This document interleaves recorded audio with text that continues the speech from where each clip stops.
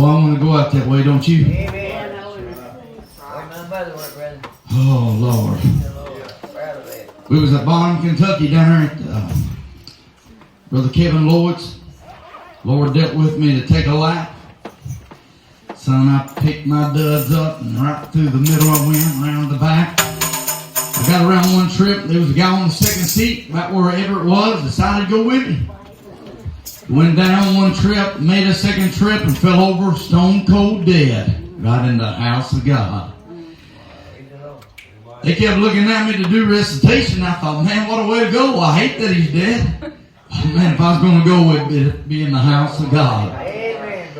They tried to revive him, and he done went too far. Massive heart attack right in the house of God. I heard Brother Jack Carpenter saying, man, if he wanted to go, he wanted to go in the way of going to church. And I'd like to go. I'd just like to go.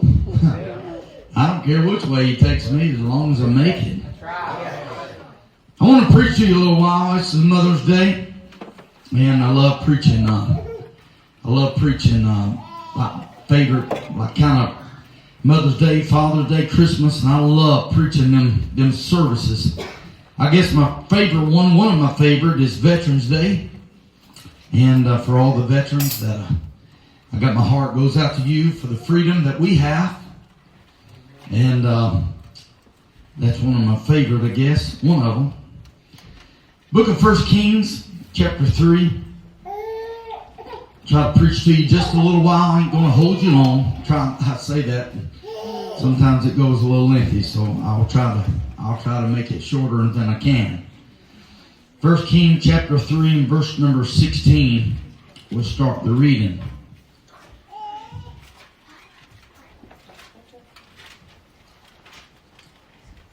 Then came there 2 women that were harlots unto the king, stood before him.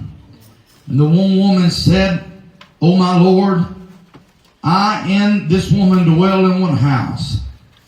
And I delivered of a child with her in the house. And it came to pass that the 3rd day after that I was delivered, that this woman was delivered also. We were together. There was no stranger with us in the house, save we 2 in the house. And this woman's child died in the night, because she had overlaid it. And she arose at midnight, and took my son from beside me, while thine handmaid slept, and laid it in her bosom, and laid her dead child in my bosom. When I arose in the morning to give my child suck, behold, it was dead. But when I had considered it in the morning, behold, it was not my son, which I did bear. The other woman said, Nay, but the living is my son, and the dead is thy son. And this said, No, but the dead is thy son, and the living is my son. Thus they spake before the king. Then said the king to the one saith, This is my son that liveth, and thy son is dead. And to the other, Nay, but thy son is dead, and mine the living. And the king said, Bring me a sword. And they brought a sword before the king. And the king said, Divide the living child in 2, and give one to one. Give half to one, and half to the other. Then spake the woman whose living child was unto the king, for her bowels yearned for her son. And she said, O my Lord, give her the living child, and in no wise slay it. But the other said, Neither let it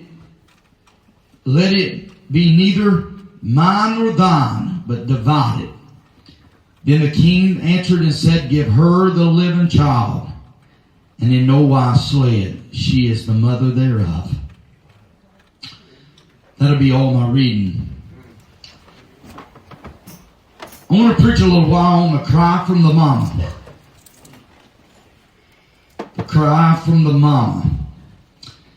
A lot of times we look at services like this, that we look at it and we think, man, this is an odd service. But every service at the hood is an odd service to me from what I've grown up in. Very strange. And there ain't really no two services ever really happen. It seems like they're all different in their own manner. But there comes a time when you look back in your life and you think, man, I'm glad somebody listened to me. I was listening to a story about a lady that was telling about being mistreated by her stepfather. She had went to her mother and told her, said, your husband is mistreating me, my stepdaddy. And she said, no, I don't believe it. The thing went on for years and years and years. Finally, as she gets old, they realized the man had a problem. And they got him, brought him in, confiscated all the things that he had used on the girl. The fact was she lived with the scar because Mama said nothing. Oh, and Mama cries that something happened. There was two harlots that lived in a house. And both of them was expecting a child. The thing was, one of them overlaid it, smothered that child in the night. While in the night, the division of the mind started playing tricks. I tell you what we do. Let's go over and swap. There's only 3 days between mine and the living child. So they swapped the child, and the woman that got up to give suck to her child, she realized that was not my child. You can look at the children as we see it now. And the thing that we deal with now, it's not because of the children. It's because Mama never says anything.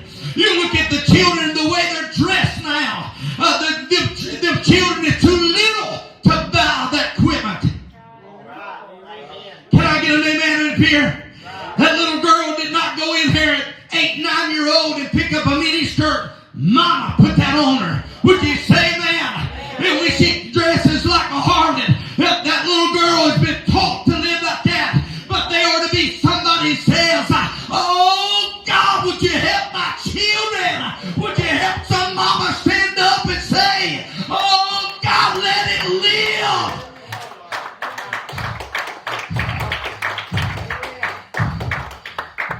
All in our life, we've seen them come in and out of this church here.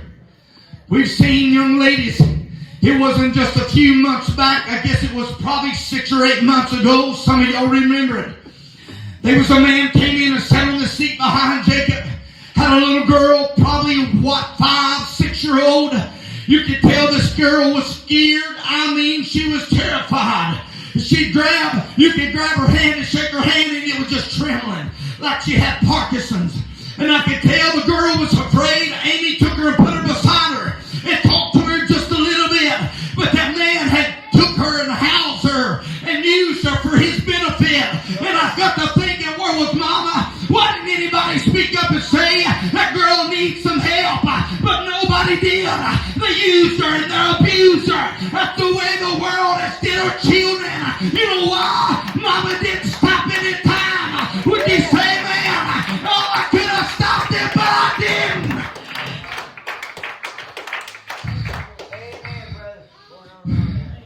We had started pastoring.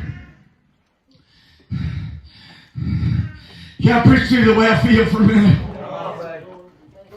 We started pastoring a while back. It's been the first time we pastored. There was a young girl. She got to acting out in a way that I knew she was too young to know what she was doing. I seen the signs of the flags and I told her, Mama, I said, listen, that girl, somebody's tampering with that girl. She rebuked me sharply and put me in my place. I backed away and I said, she's all yours.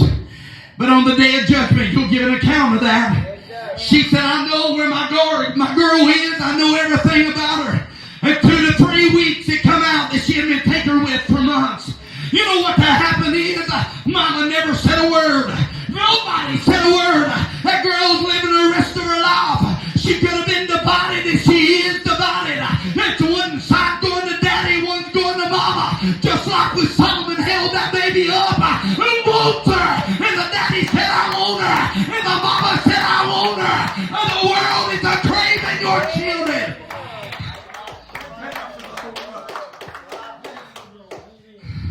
What are you going to do with that living baby? Y'all got a baby here? If anybody got a baby doll here, we don't want to use a little one. Yeah, can I borrow a baby? Can you imagine thinking, I know this is a bear and a baby, all right? Can you imagine holding a child upside down? The king said, divide the baby in half. What do you think that real mama's going to do? Let it live. Give it to the other one. Oh, whatever you do, don't kill the baby. But you know what that mama did that done lost hers? Divide that thing. You know that the nature of the flesh, the Bible said in the last days, men would not be having feelings of natural affection. How can men or women just throw their babies down? They throw them in garbage cans. Mama's not saying a word. Somebody needs to stand up and say, let the baby live.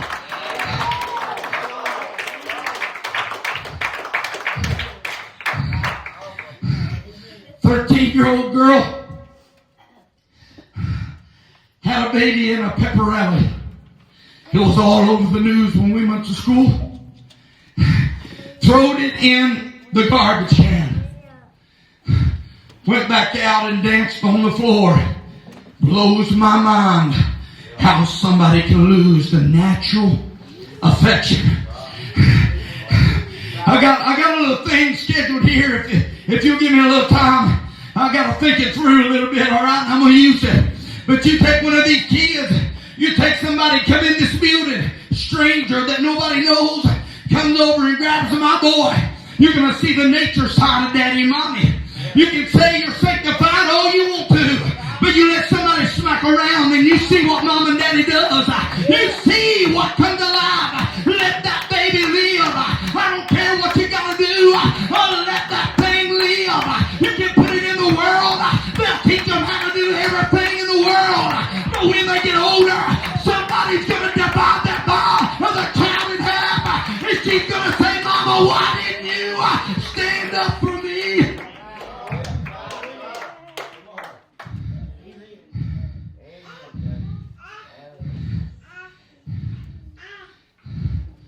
Who can honestly take a child and divide it? Divide that child.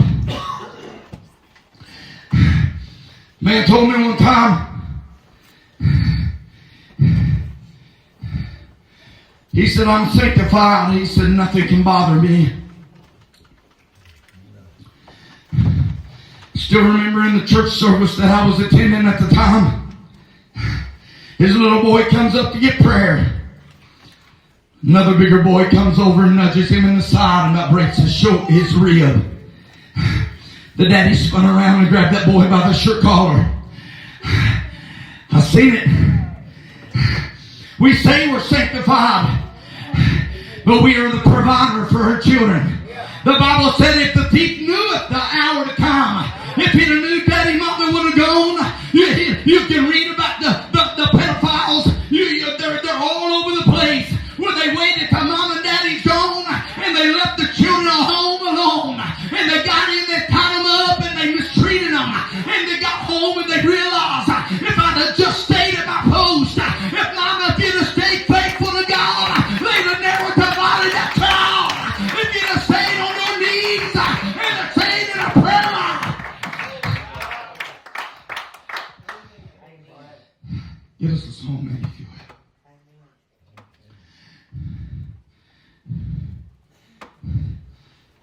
There was an older gentleman, 70-year-old time they called him. He was a foreigner.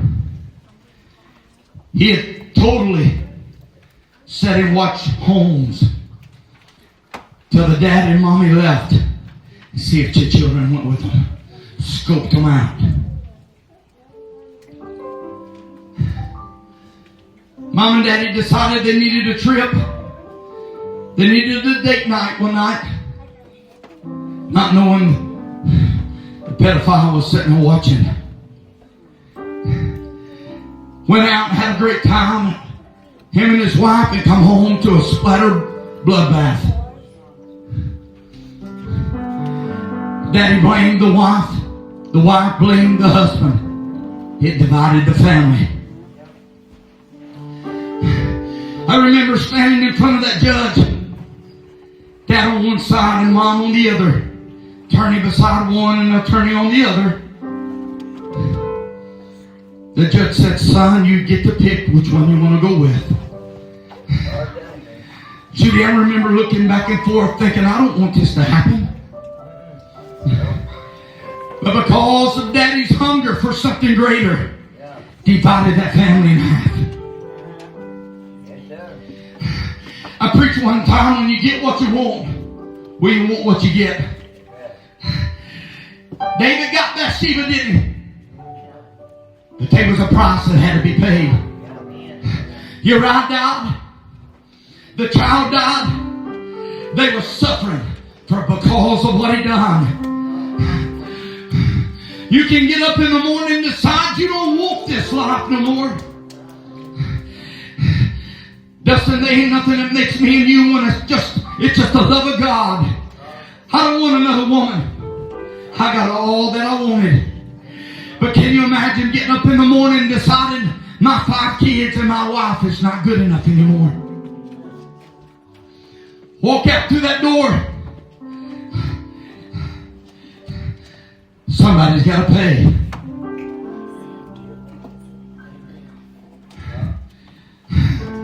There's a seriousness in the house today. Where are you going, Mama? It's my baby. I say, drag them. Pull them. You ever been in church services where children don't know which one to lean to? Crawled in the crossfire.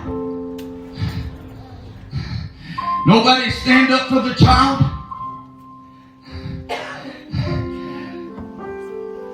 And that happened when we pastored a little 7 or 8 year old girl that was being mistreated. She come up to me at the end. She said, thank you for believing in me. Can you imagine being mama? It's your child. You held them in their arm when they was born, told them you was going to be the protector. You told them you'd give them anything you could and everything. You wanted their life to be different than yours. But we failed them.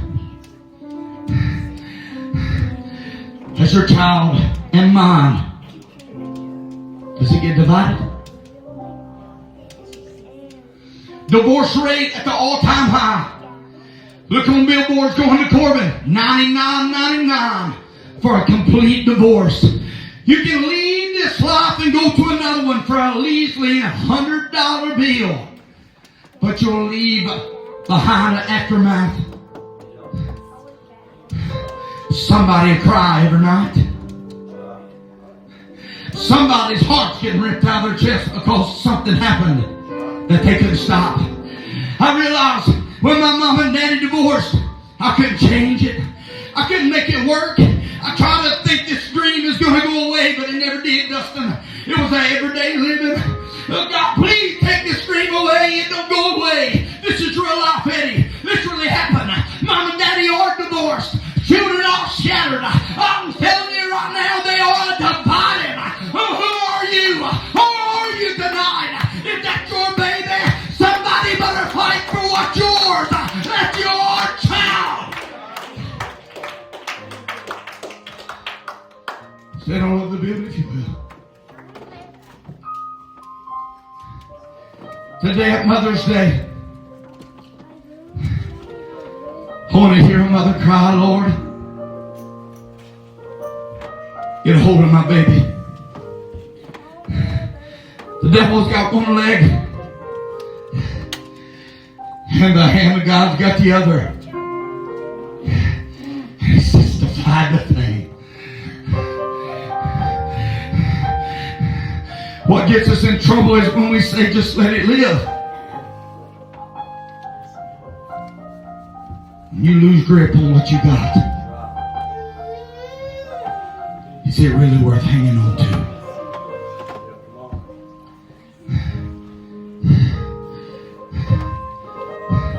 How long has it been, Mama, since you got down beside them babies? You got to cry real tears with them. You know what it'd take? You know what the cost of it? I wonder what Kayla's mom would do right now if she was in her right mind. Would be able to come down and wrap her arms around that little girl, knowing she falls out in the Spirit of God at times, when she sings the glory down. I wonder what it's like when she thinks in her mind, Kayla. I wonder what it feels like to slide my arm around that little girl. Now she's married to AJ, got a little boy, and it's Julian doing good. What does it take? But now it's divided because somebody chose a life of sin.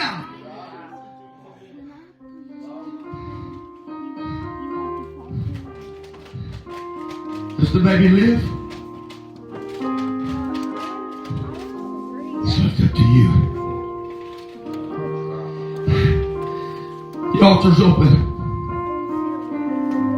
Mama, how long has it been since your cry woke in the Master? There's somebody out there just like me and you. The church was built and designed to help folks that nobody else wanted. Matter of fact, about every one of us in this building came from that same atmosphere. Some of us were kicked out because we believed things that we wouldn't back down. Some believed in things that others didn't believe in. Some we just didn't feel at home. But we came to the crossroads for the lost and found of what we call the hood. It's the place where everybody are welcome at the altar. It's where men and women find the grace of God. This is where marriages come together. This is where Bubby and Sissy meet on the altar. This is where Daddy and Mama bond together in holy matrimony. This is where the union of God gets down and pleads with us. The altar's open. Do we let it live? Son, I feel nervous. Do we let it live?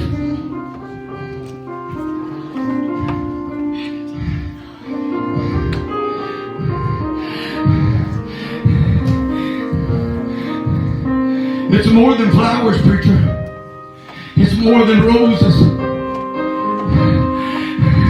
I just want somebody to stand up for me and fight for me again.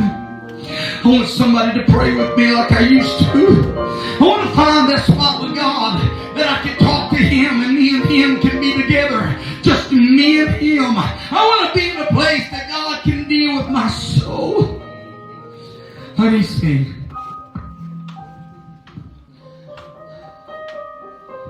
God help us.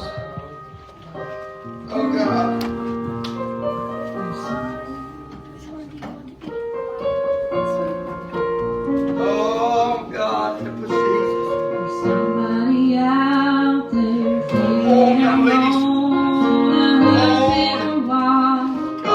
Being to know there's somebody out there.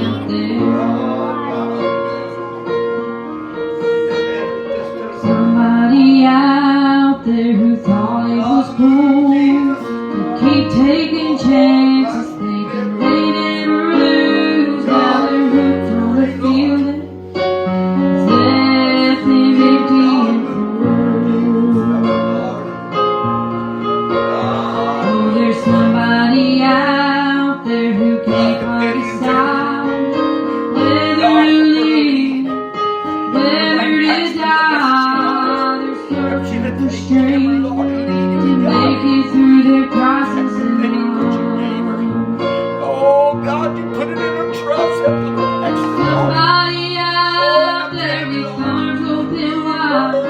He wants to raise you up the tears from your eyes. He's hope for the hopeless who carry the burdens you bear. When you don't have a prayer, there's somebody out there. God, help us. Somebody out there feeling alone, husband or wife, being the wrong. There's somebody out there shattered from broken home. Oh, God, help Rachel. Help Sarah. There's somebody out there feeling confused, an innocent child being abused. There's somebody out there whose heart is breaking in two. But there's somebody out there with arms open wide. He wants to embrace you up the Help them, Mama, Lord, for rise. He's hope for the hope, for my children to carry the burden to God, bear. dear God, help Pastor. Talk to him, Pastor. Talk to You Jesus. don't have a prayer, there's somebody out there. God, we need you, Jesus. Talk to him, Pastor. Somebody out there with arms open wide. He wants to embrace you up the tears from your eyes. Hope for the hopeless, carry the burdens you bear. Oh, God. When you don't have a prayer, there's somebody Mama's out crying. Go there. out, Lord.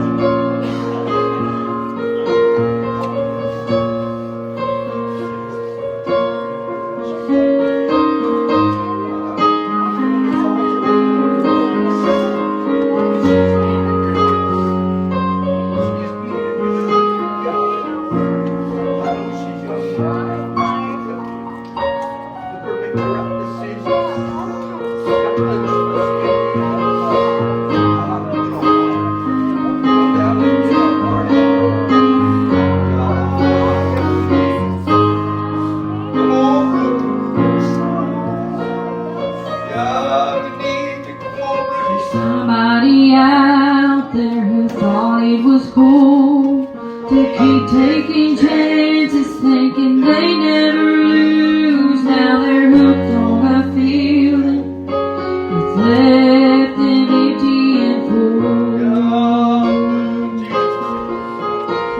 Oh, there's somebody out there who can't quite decide